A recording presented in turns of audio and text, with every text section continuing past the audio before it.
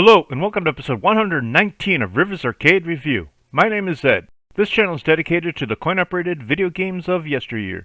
Today I'll be reviewing a random game, Cosmic Guerilla. Cosmic Guerilla was released in 1979 by Universal. My first time playing this game was on MAME. Cosmic Guerilla is a shooter game in which you control your ship with a two-way joystick and a fire button. You need to protect two of your ships which are suspended in the center of the playfield from enemy invaders. The game begins with 17 enemy invaders on each side of the playfield. In addition to the enemies, there will be 27 canisters on each side of the ships in the center.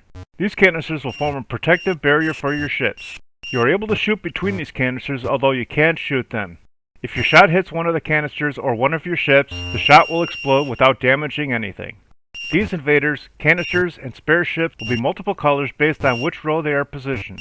Although it looks like this game is played with a black and white monitor with colored overlays, since the color of all shots will change as they travel up and down the screen, this game used a full color monitor.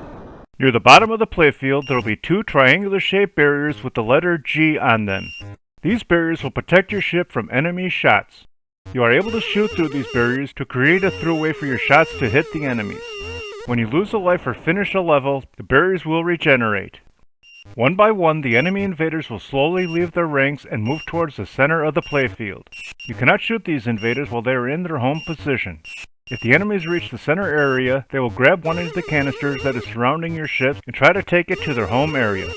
If you shoot the enemy before the canisters reaches their home, it will return to the center, although if it takes that canister to their home, it will be gone forever. If there are no more canisters on the enemy side of the playfield, it will cross over the center and then collect the canisters from the opposite side of the playfield. If there are no canisters on the opposite side of the enemy's starting position, it will cross completely over from one side to the other, and then it will return back toward its home position. When you lose a life, the invaders will remain in the same position that they were before you lost said life. If there are no canisters remaining on the levels with one of your ships, the enemies will grab one of your ships and take it to their home position. If the enemy succeeds in doing so, that ship will explode, costing you a life. If you are on your last life, there will only be one ship in the center of the playfield. If an enemy captures this final ship, it will also explode as well as the ship currently in play, and your game will end. If you shoot an enemy that is carrying your ship, it will be saved, although it will not return to the center, but it will remain where it was when you destroy said enemy. Even though the enemies will be stationed above and below the level of the canisters, they will only attack on the 9 levels that originally had the canisters. As the invaders are destroyed, they will close rings and fill up the gaps you created. At first, the enemies will close up from the extras at the bottom, then when the bottom enemies line up with the bottom row of canisters, they will begin closing rings from the top. Once the enemies have closed rings up to both the top and bottom of the canister levels, they will no longer close rings. As the number of invaders lessens, the faster they will move. Occasionally, one of the invaders will begin moving quickly as if it was the only enemy left. When this happens, it will keep moving back and forth, capturing as many canisters as possible before it is destroyed. If there is an invader moving like this, the remaining invaders will freeze in one place. Once you are down to one invader, it will not only move quickly, but it will now shift down one position after it moves towards the center and returns to its home position. Once it reaches the lowest level of where the canisters began, it will return to the top level of the canister positions. Occasionally, there will be an enemy ship that will fly about 5 levels below the lowest level of your canisters. This ship will fly back and forth and not only stay above your ship, it will fire missiles at it.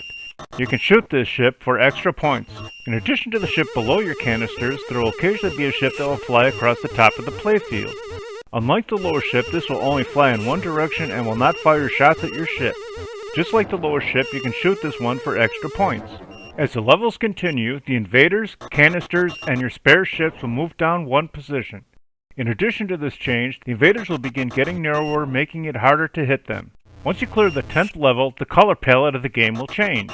The invaders will now be at their lowest level and will now become orange in color. The canisters will become purple and your spare ships will be purple and red.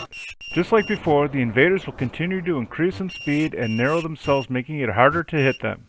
Scoring for the game is as follows. You will earn 20 points for each enemy invader and between 50 and 200 points for each spaceship. I enjoyed playing this game and would recommend playing it whether in an arcade setting or on an emulator. I enjoyed this game more than Wizard of War, but not as much as Super Glob, so Cosmic Guerilla shoots its way into the 71st position overall. Thanks for watching, I hope you enjoyed it. If you have any games you'd like me to review, please leave a message below or on my homepage. Please remember to hit like, share, and subscribe, and stay tuned to new videos every Sunday.